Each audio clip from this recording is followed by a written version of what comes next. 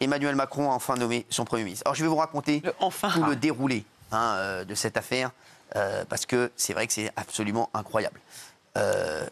Hier, Emmanuel Macron part en Pologne et il y a un nom qui sort, qui est Roland Lescure. Roland Lescure, ex-ministre de l'Industrie d'Emmanuel Macron. C'est le dernier nom qui est sorti. Roland Lescure, donc, qui est un proche d'Emmanuel Macron, qui fait partie de la branche socialiste, enfin plus à gauche des macronistes. Ça sort, et là, déferlement, tout le monde le fracasse. Bien sûr, tout le monde dit c'est catastrophique. Déjà, Roland Lescure, il y a plein de gens qui pensent que c'est l'attaquant du FC Louhans-Cuiseaux. Voilà, donc forcément, très vite, ils oublient l'idée. Mais je pense qu'il sera ministre dans le prochain gouvernement. Vous verrez, d'ailleurs, il a tweeté en disant « Je suis prêt à être ministre ». Voilà, donc ça, on en reparlera. Derrière, donc, Emmanuel Macron avait dit « Je nommerai un Premier ministre » hier, aux alentours de 20h. Donc il se dit, donc là, forcément, je rentre de Pologne, pour l'instant, je n'ai pas le ministre. Donc il dit, il va le nommer le lendemain matin. Là, il revient à son premier choix, qui était à la base Sébastien Lecornu, le ministre des Armées. Sachez qu'a priori, il aurait dit à Sébastien Lecornu, hier soir, qu'il serait Premier ministre. C'était sans compter sur François Bayrou, qui a très tôt ce matin le président de la République qui lui dit « François Bayrou, malheureusement, vous ne serez pas Premier ministre. Voilà, donc je vais nommer Sébastien Lecornu. » Alors, il y a des journalistes qui disent qu'il lui aurait dit qu'il allait nommer Roland Lescure. J'y crois pas un instant, je pense qu'il lui a dit « Je vais nommer Sébastien Lecornu », comme c'était prévu au tout début. Voilà. Donc là, il a François Bayrou, et François Bayrou, il avait deux solutions. B, il disait, très bien, je prends acte. OK, et vous verrez ce qui va se passer. Mais là, François Bayrou lui dit, c'est comme quand tu dis à ta meuf, c'est fini, après de lui dire devant elle, c'est pas la même. Donc tu dis à Jocelyne, c'est fini, elle dit, j'arrive à la maison. Donc là, il y a François Bayrou qui a fait ses petites affaires, il a débarqué à l'Élysée. Il a dit, j'arrive à l'Élysée. 8h30. Donc là, Emmanuel Macron le reçoit, qu'est-ce qui se passe? Ouais, truc, et là, François Bayrou met une énorme pression sur le président. Il lui dit, si tu ne me nommes pas Premier ministre, déjà j'enlève mes 47 députés qui sont avec les tiens. Deuxièmement, je vais dire partout que la France est ingouvernable et que c'est pas possible, et je vais t'amener peut-être à démissionner ou peut-être à faire des élections anticipées, puisque je vais dire partout c'est ingouvernable, et je vais retoquer tous les noms que tu proposeras en Premier ministre. Et donc là, Emmanuel Macron, il dit, ça va être compliqué. Donc là, François Bayrou s'impose comme Premier ministre. Et là, c'est lui-même qui a pris le pouvoir et qui a dit, je serai le Premier ministre. Donc, Emmanuel Macron a été obligé de nommer François Bayrou. Il a dû appeler dans le même temps Sébastien Lecornu, ou peut-être, ce que je pense, parce que Sébastien Lecornu et François Bayrou, c'est pas l'amour fou. Mais, a priori, je pense qu'ils se sont mis d'accord sur parce que Sébastien Lecornu reste au gouvernement, même si François Bayrou est Premier ministre. Quid de la star de l'ancien gouvernement? Des deux stars. Il y a une star qu'on connaissait, c'est Rachida Dati, qui s'entend très bien avec François Bayrou, donc qui pourrait rester encore à la culture. Rachida Dati, deuxième star, celui qui a fait en 2 mois énormément parler de lui, qui fait un travail pour moi exceptionnel, c'est Bruno Retailleau. Bruno Retailleau, il va voir son carnet de route et son carnet de bord avec François Bayrou. Je crois qu'ils se voient tous en ce moment. François Bayrou et Bruno Retailleau.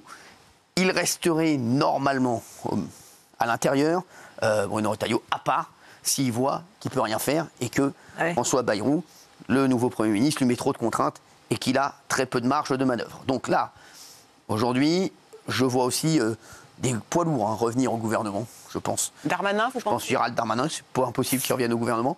Après, compliqué pour François Bayrou, ça va être compliqué pour François Bayrou de composer un gouvernement, puisqu'il n'y aura pas de socialistes, il n'y aura pas de LFI, pas de RN. Il n'y aura pas de Rassemblement national.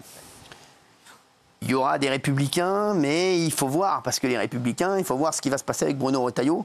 Bon, Bruno Retailleau, il va faire sa vie, quoi qu'il arrive. Laurent Wauquiez, je ne suis pas sûr qu'il rentre au gouvernement. Je ne sais pas s'il en a envie, Laurent Wauquiez. Mais il faudrait qu'il voit s'il en a envie. Je pense qu'il pourra rentrer, mais ça va faire partie d'une négociation. Derrière, vous avez le groupe Ensemble, donc les macronistes. Donc si c'est pour refaire un gouvernement avec énormément de macronistes, pourquoi avoir dissous l'Assemblée? Et il n'y aura aucun socialiste comme M. Migaud à l'époque, garde des Sceaux, enfin... Pour l'instant, les socialistes ont demandé à ce qu'aucun de leurs troupes ne rentre au gouvernement. Donc ça me semble compliqué. Donc il va falloir faire un gouvernement avec un spectre très restreint. Voilà. Mais en tout cas, je pense que ça va prendre du temps et que les négociations vont être assez lourdes. Alors François Bayrou est le nouveau Premier ministre, c'est le maire de Pau. Et c'est incroyable, c'est vrai que c'est lui qui a pris le pouvoir. Je vous promets, je pense qu'hier soir, François Bayrou n'était pas Premier ministre.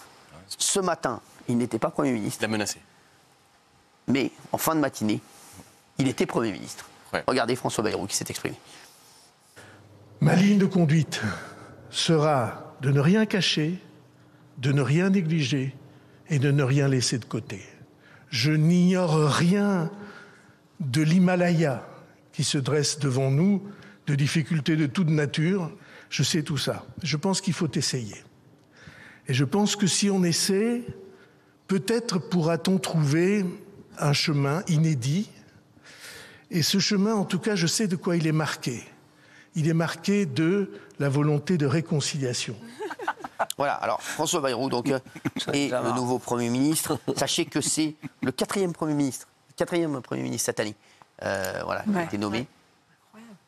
Bon, Attal, Barnier, Bayrou. Pour l'instant, on est dans les baies. Je pense que le prochain, ce sera Boudère. Au vu de qui peut réunir François Bayrou par rapport à ce que vous avez dit, en quoi ça tient plus que Barnier? Ça tient. Alors pour moi, je vous dis la vérité, je pense sincèrement que la motion de censure a été une petite erreur. Je le pense, puisque je pense que Michel Barnier ou François Bayrou, ça c'est sûr. Franchement, il y avait 2-3 personnes qui tenaient la route au gouvernement, comme on l'a dit avec Bruno Retailleau, qui avait les mains assez libres. Il y avait 2-3 personnes, voilà, que je vous dis. Il y avait en tout cas, ça pouvait faire la... tenir. Mais là, François Bayrou, je ne vois pas en quoi il va contenter le Rassemblement national, bien que, oui, non mais il ne va pas les contenter. Au niveau du budget, au niveau, voilà, le Rassemblement national ne sera pas d'accord avec François Bayrou, donc ça sera exactement pareil qu'avec Michel Barnier. Il y a juste un truc, c'est que François Bayrou a été celui qui a permis à Marine Le Pen de se présenter lors des dernières élections présidentielles, puisque c'est lui, il a été un de ceux qui a donné son parrainage, et il a demandé à ses maires, vous savez, il faut 500 signatures pour être candidat donc aux élections. Marine Le Pen avait du mal à les avoir, parce que souvent, les maires ont peur de donner leur signature, au RN, ils ne veulent pas, etc. Donc là, elle les a eues, et François Bayrou a œuvré pour qu'elle ait ces 500 signatures, puisqu'il a demandé à les gens de son groupe, au sien, de donner ces signatures à Marine Le Pen. Donc là, Marine Le Pen, je la vois mal, même si elle a dit qu'elle allait voir et qu'une motion de censure n'était pas exclue si ça se passait mal. Je pense que Marine Le Pen, elle a toujours dit qu'elle se souviendrait de ce qu'avait fait François Bayrou pour elle. 2027. Donc je ne vois pas Marine Le Pen mettre d'énormes bâtons dans les roues de François Bayrou. Maintenant, il y a l'autre côté. Moi, je pense que le problème va plus se situer, pour moi, au niveau des groupes macronistes et de Ensemble. Je pense que si François Bayrou prend trop de place, il va se faire shooter au sein, toujours, de son... Alors, je vais vous dire, les problèmes viennent le plus souvent de son groupe et de ses alliés. Absolument. Moi, je pense que si François Bayrou... Imaginons que ça marche pour François Bayrou. François Bayrou, il pense qu'il y a une seule chose, c'est être président. Ça fait des années qu'il rêve de ça. Là, déjà, Matignon, pour lui, c'est exceptionnel. C'est un accomplissement exceptionnel. Là, François Bayrou, imaginons que ça marche bien pour lui, que ça se passe bien, 6 mois, qu'il arrive à rester jusqu'en 2027, qu'il fasse des 30 mois, forcément, François Bayrou, il a 73 ans, j'ai vu, il va se dire, moi, je vais essayer de faire un quinquennat et peut-être de me présenter. Donc là, à partir du moment où les Gabriel Attal, les Édouard Philippe, les autres vont se dire, ah, encore, il y a un autre mec qui vient manger dans notre gamelle, là, je pense que ça va commencer à être compliqué. Et qui a flingué Michel Barnier? Sachez-le. C'est Marine Le Pen qui a voté la motion de censure, mais c'est pas Marine Le Pen. C'est pas Marine Le Pen qui a sorti Michel Barnier, qui a été la plus dure avec Michel Barnier. C'est Gabriel Attal, qui avait mal pris la passation de pouvoir et qui avait dit, de toutes les façons, à un moment, je le shooterai. Donc Gabriel Attal. Et ça se passait pas hyper bien, également, avec le patron des Républicains, Laurent Wauquiez. Donc voilà, donc c'est plus... Voilà. Et après, Marine Le Pen est arrivée, c'était la troisième lame qui a fait que, grâce à son nombre de députés, elle a pu voter la motion de censure. Voilà, maintenant on attend. En tout cas, François Bayrou, il y a une image qui a tourné, retourné. On va revoir d'ailleurs des images de François Bayrou, parce qu'il y a eu beaucoup de rigolade avec François Bayrou. En mai 2022, il se rendait en voiture à l'investiture d'Emmanuel Macron. Et un journaliste était à l'arrière pour l'interviewer. Il a fait semblant de ne jamais l'avoir remarqué.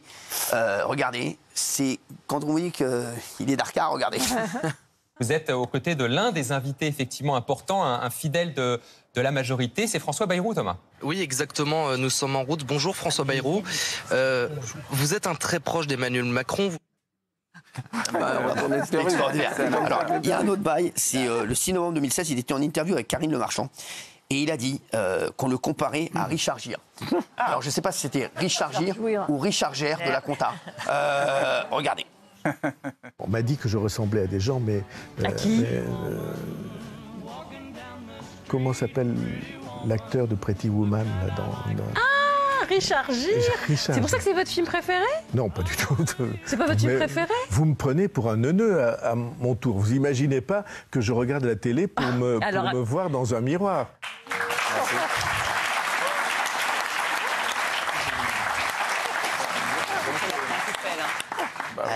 Merci. Pas ouf. C'est pas évident, évident. Pas derrière. Il y a un mini truc. Il y a un mini truc. Non, mais il ressemblait à Richard Gere il y a une vingtaine d'années. Mais c'est ça, oui. Oui, il ressemblait à Richard Gere. Non, mais c'est vrai. Tout le monde le disait il y a une vingtaine d'années que c'était le Richard Gere de la politique. Ouais, c'est vrai qu'il a un truc. Bon, maintenant, c'est vrai que bon. Ah si, si, parce qu'ils regardaient, ils ont pris quoi Alors, on n'a pas l'épisode avec le petit, la claque. Bien sûr, c'est ça qu'il faudrait. Regardez. Pendant la discussion, quelques enfants se massent autour du candidat.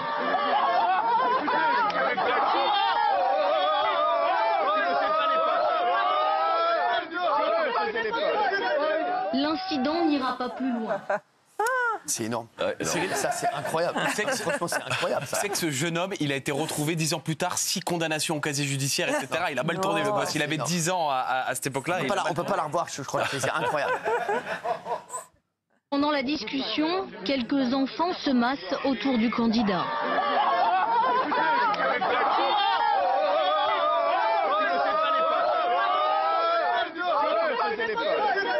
L'incident n'ira pas plus loin.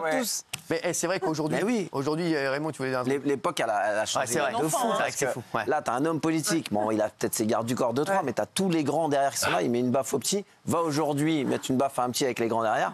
Je pense qu'il ressort par les pieds. Et si c'est un élu du RN qui fait ça, les banlieues sont à feu pendant 3 semaines. Alors là, c'est sûr, c'est fou.